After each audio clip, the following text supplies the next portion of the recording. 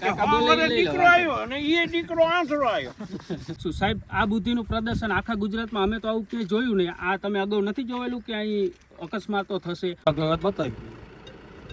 એનો ફેરફાર થશે કે ફેરફાર થશે આમાં કઈ? હવે હું કોન્ટ્રાક્ટર છું. આ સાહેબ બધા જો આવ્યા છે, મળી લઉં તો ફાકર થઈ જાય. કીધું તું આપણે અમે લીમડે ઉભા ત્યારે એના વગર નકશા વગર ન કરતા કામ. કીધું તું તમને તકલીફ પડશે જ.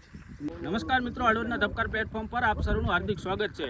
મિત્રો, અત્યારે અમે છીએ રાણેપર અને મેરુપર ગામ વચ્ચે. ત્યાં એક રોડ બનાવવામાં આવ્યો છે. જોકે મેરુપર ગામ આઝાદી બાદ મેરુપર ગામને આજે પહેલી વખત જ રોડ મળ્યો છે. અને આપ જે પ્રકારે જોઈ રહ્યા છો તે રોડ કયા પ્રકારનો બન્યો છે. અત્યારે હજી આ રોડનું કામ આગળ થોડું ઘણું બાકી પણ છે.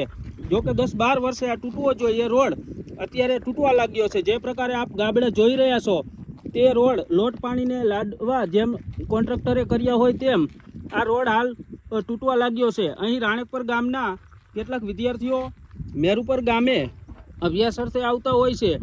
જોકે અહીં કોન્ટ્રાક્ટરનું એ પ્રકારનું બુદ્ધિનું પ્રદર્શન જોવા મળી રહ્યું છે કે બંને બાજુ 3-3 ફૂટ જે સાઈડો રાખવાની હોય, એટલે કે વાહન ઓવરટેક કરવા હોય તો થઈ શકે, પરંતુ આ રોડને અડોઅડ જ પાણીની જે ગટર છે તે એકદમ નજીક રાખી દીધી છે. આમાં કેટલાય લોકો પડવાના છે, કેટલાય લોકોના જીવ જવાના છે. આવા પ્રકારની જે બુદ્ધિનું પ્રદર્શન કોન્ટ્રાક્ટરે કર્યું છે.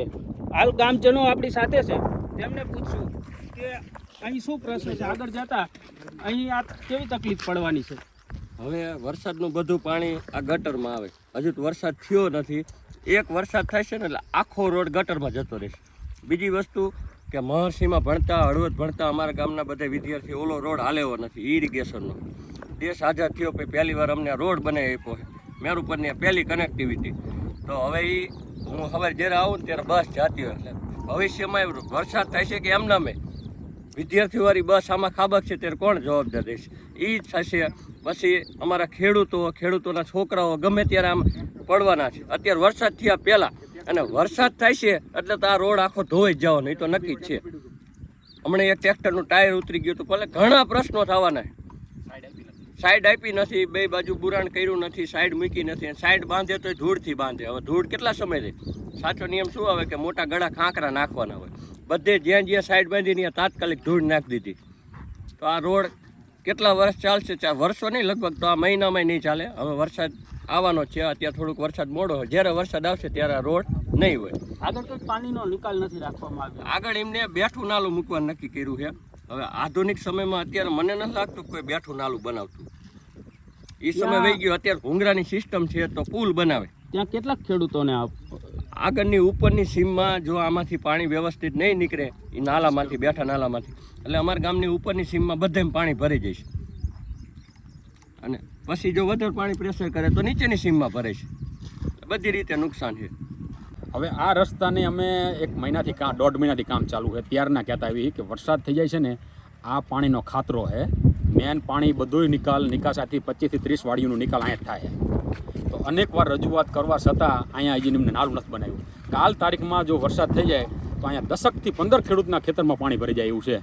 તો હવે આ મોંઘા બીએ જે મગફળીના અત્યારે જે 3200 રૂપિયાની 20 કિલો છે એવી અમે 1 વીઘે 40 કિલો વાવેલી છે. એમાં 7-8 હજાર રૂપિયાનો વીઘે ખર્ચો કર્યો છે. હવે એ આ પાણી ભરી જશે તો શું કરશું અમે? હવે આ અત્યારે મજૂર નથી મળતા, બી નથી મળતું, ખાતર નથી પૂરું મળતું.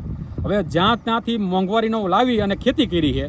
અને અનેકવાર રજૂઆત કરતા કે તાત્કાલિક અમને પહેલાં નિકાલ પાણીનો આપો. જો પાણી ભરી જશે ને તો અમારો પાક નિષ્ફળ જશે. તો અનેક રજૂઆત કરવા છતાં આજની તારીખ સુધી અહીંયા કાંઈ કર્યું નથી. આ સાલ વરસાદ લેટ છે તે હજી સુધી રહી ગયું છે. જો કાલની તારીખમાં વરસાદ થઈ જાય તો ખેતરું ભરી જશે. તો આની જવાબદારી કોણ લેશે? કોન્ટ્રાક્ટર લેશે કે આની ઉપરના અધિકારી લેશે? અમારે એક આ રજૂઆત હતી. હું મેરુપર ગામનો, મારું નામ વીરમભાઈ. હવે આ રોડવાળાને બાજુના ખેતરવાળા એ વખતે કીધું તમારે જેટલી જમીન જોઈને એટલી જમીન લઈ લો, બરાબર? હા, એ વખતે એની બેદરકારીના હિસાબે આ ગટર રહીને રોડને નજીક આવી ગઈ અને સાઈડ થામકી રહી નહીં. એક બિલકુલ સાઈડ તો દેખાય છે. અને એ વખતે સામેના ખેતરવાળાએ બધાએ કીધું જમીન અત્યારે તમારે જોઈએ એટલી લઈ લો. તો રોડ એને સામે સૂટી આપી તો અત્યારે રોડ આ પરિસ્થિતિ આવીને ઊભી રહી. એની બેદરકારીના હિસાબે, માપમાં ભૂલ કરવાના હિસાબે. બાકી તો એ માપ રેગ્યુલર કર્યું હોત તો અહીંયા સાઈડ બની જાય. પાણી આવે ઘણું. આ રોડ પહેલા જ વરસાદે આ રોડ ધોવાઈ જશે. સાઈડ વિના રોડ નહીં રહે. એને ગમે વિકલ્પ કરવો પડે. અત્યારે બધા ખેડૂતો ભેગા થઈને કીધું કે તમે આ સાઈડમાં જેટલી જમીન જોઈ અમારા ખેતરમાં એટલી લઈ લો, બાકી પછી વાંય ગટરની જગ્યા તમે મેકજો. અને એ લોકોએ ન મેકી. અત્યારે પરિસ્થિતિ ખરાબ આવીને ઊભી થઈ. હજી તો રોડમાં સરખા ચાલુ નથી થયા, ત્યાં તો રોડ પડી ગયો. મારું નામ કારુભાઈ. બોલો શું પ્રશ્ન? હવે આ બેન મારી વાડી આગળ મૂકી છે. પાણી જતું તો હોરું આમ પડા હોરું. હવે એ મારા પડામાં પાણી અહીંયા સીધી ફૂંક આવે એટલે શું થાય? અહીંથી પાછું લઈ ગયા પાણી, એવું થયું ગટર? અહીંથી આમ લઈ ગયા. પાણી આવતું તો ઓળી રહે ને સીધું આમ પડતું. કોન્ટ્રાક્ટરને? હા, પાણી આવતું ત્યાં જવા તો કીધું. તો મન કે મારતા તમારે ગટર ભાઈ હું ગામમાં કીધું પાણી જવા દઈશ. મારી ગટર તમે ન બૂટતા. આપણે તો મેં કર્યો નહીં. તો એને તો રોડ અહીંયા કરી નાખ્યો. ભાઈ આપણે શું કરવાનું? હું ગટર બૂરવા દેવાનું નથી. તો ટૂંકમાં હવે આ બધે વરસાદ થાય છે એટલે આ ખેતરોમાં પાણી જ વહી છે, કારણ કે નિકાલનો કોઈ નિકાલ તો કઈ છે નહીં, તો ત્યાં જાય પાણી. નિકાલ તો એને કરી દેવો પડે રોડવાળા. હા, ત્યાં નાલા મૂકવાના અહીંયા મૂક્યા નથી. નાલું તો મૂકવું પડે ને. પાણી આમ જતું તો અહીંયા પાણી જાવ દેવું પડે. તો મારા પડાક રહીને પાણી મૂક્યું, મારે ગટર કરીને મારે પાણી બહાર તો કાઢવું પડશે ને. હવે એ તો સ્વ ખર્ચે જ કરવું પડશે ને. આ લોકો અહીંયા પાણી પહોંચાડ્યું. હા, મિત્રો જોઈ શકો છો જે પ્રકારે વાહનો ચાલે ત્યારે કેવી પરિસ્થિતિ અહીં થવાની છે. એક બાજુ ખેતર છે, આ બીજી બાજુ સીધી જ ગટર છે. એટલે કે અહીં શ્રમિક વર્ગ વધારે છે, મજૂર વર્ગ વધારે છે. એને કારણે અહીં આવી જ રીતે માણસો ભરીને, મજૂરો ભરીને વાહનો ચાલવાના છે. તેમજ બાળકો અહીં અભ્યાસ અર્થે આવતા હોય તેના પણ વાહનો ચાલવાના છે. એમનો કેટલો જીવનો જોખમ છે આપ જોઈ શકો છો. જે પ્રકારે ગટરથી માત્ર 1 જ ફૂટ ગાડી દૂર છે. સામે બીજી કોઈ ગાડી આવી હોય તો એને ઓવરટેક કરવા જાય તો સીધી જ આ ગટરમાં પડી જાય તેવી આ પરિસ્થિતિ સર્જાવાની છે. અહીં અધિકારીઓ પણ પહોંચ્યા છે. આપણે એમને પણ આ રોડને લઈને પૂછશું. સાહેબ, આ બુદ્ધિનું પ્રદર્શન આખા ગુજરાતમાં અમે તો આવું ક્યાંય જોયું નહીં. આ તમે અગાઉ નથી જોયેલું કે અહીં અકસ્માતો થશે? અને અગાઉ થયેલા પણ છે. ટ્રેક્ટરો પડેલા છે આ ગામના જ. અહીં છે એક વ્યક્તિ. ને આપણે કાયદેસર જમીનની માપણી કરશું. જે બાજુ ખુલ્લું રહેશે, સરકારની જગ્યા મળશે ત્યાં આપણે કાયદેસરની ગટર કરશું. જરૂર પડે એવી તમ તારે આ બુડી દઈશું આપણે તમ તારે. હવે તોડી ફોડીને પાછું કરવાનું, પાછા જ ખર્ચા કરવાના એ જ નહીં, તોડી ફોડી નહીં. આપણે કાયદેસર પહેલાં આપણે કરેલ છે. જે તે વખતે કામ ચાલુ હતું, ઓલા ભાઈ આપણે કામ રોકાયું હતું કે તમે ગટર પહેલાં મને કરી દો પછી જ કામ કરવા દઈશ, એટલે ગટર કરી છે. તમારે ધ્યાન બહાર થઈ ગયું એવું થયું? ધ્યાન બહાર ને એ ભાઈ ના જ પડી કામ કરવાની. ટેકલાડો મૂકી દીધેલ છે ભાઈ કામ કરવાની હતી. કાંઈ ગટર કરી દીધી ના જ પડી હતી તો એ પ્રાણે ગટર કરાવી છે ભાઈ.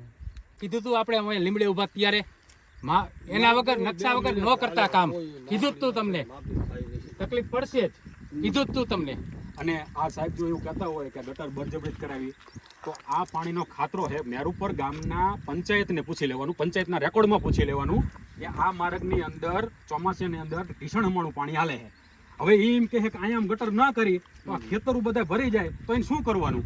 તો અમારે તો ગટર કરાવવી જ પડે ને. તો એમને જગ્યા મૂક્યા વગર ગટર કરી છે. ફેરફાર થશે કે ફેરફાર થશે આમાં કઈ? હવે હું કોન્ટ્રાક્ટર છું. આ સાહેબ બધા જો અહીંયા છે, મળી લઉં તો ફાકર થઈ જાય. જો સાહેબ બાબા અહીંયા આવી છે તો નિકાલ ગમે કંઈ કરાવે. બરોબર, કંઈક આનો સારો રસ્તો નીકળ્યો આ લોકોને બધાને સામે લઈને અહીંયા નિકાલ